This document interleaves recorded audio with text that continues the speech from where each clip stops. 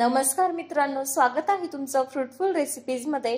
आज आपण उरलेल्या पांढऱ्या भातापासून आणि चपात्यांपासून मस्त असा नाश्ता बनवणार आहोत। तर चला मग व्हिडिओला सुरुवात करूया। तर तुम्ही इथे बघू शकता, चपात्या मी मिक्सर मध्ये बारीक करून घेतलेल्या आहेत आणि पांढरा भात मी यामध्ये मिक्स करून घेतलेला आहे। आता आपल्याला याला फोडणी द्यायची आहे। तर कढई मी तापवत ठेवलेली आहे। कढई छान तापलेली आहे। यामध्ये आपल्याला आता 1 ते 1.5 पळी तेल घालून घ्यायचं आहे। तेल छान गरम झालं की यामध्ये आपल्याला शेंगदाणे घालून घ्यायचे आहेत। त्यानंतर आपण घालणार आहोत 1 छोटा चमचा मोहरी। मोहरी छान तेलामध्ये तडतडली की यामध्ये 1 छोटा चमचा जिरं घालणार आहोत।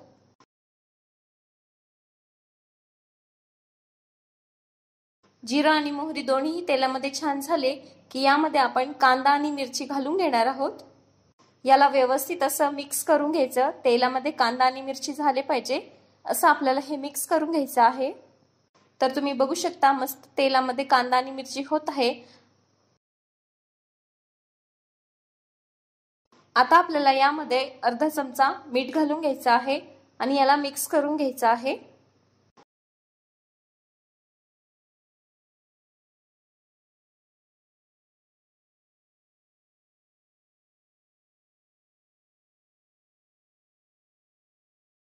कांदा मस्त तेलामध्ये झालेला आहे, मिरची सुद्धा झालेली आहे। आता यामध्ये आपण घालणार आहोत हळद। परत एकदा हे फिरवून घ्यायचं।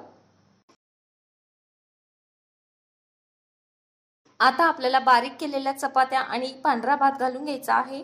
तो मी इथे मिक्स करून घेतलेला आहे। आता हे मी कढईमध्ये घालून घेणार आहे। अशा प्रकारे मी कढईमध्ये घालून घेतलं। आता याला व्यवस्थित असं मिक्स करायचं। फोडणीचं जे काही साहित्य आहे ते यामध्ये मिक्स झालं पाहिजे असं आपल्याला हे मिक्स करून घ्यायचं आहे। अशा प्रकारे मी हे सगळं फिरवून घेत आहे।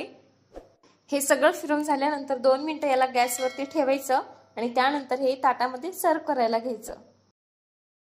तर तयार आहे इथे मस्त असा गरमागरम मिक्स चुरमा। हा मिक्स चुरमा तुम्ही घरी बनवून बघा, नक्की तुम्हाला आवडेल। याला सकाळच्या नाश्त्यामध्ये एन्जॉय करा। रेसिपी तुम्हाला कशी वाटली कमेंटमध्ये मला नक्की सांगा। व्हिडिओ तुम्हाला आवडला असेल तर व्हिडिओला लाईक करा, शेअर करा आणि आपल्या फ्रूटफुल रेसिपीज या चॅनलला नक्की सबस्क्राइब करा। भेटूया पुन्हा अशाच एका नवीन रेसिपी सोबत।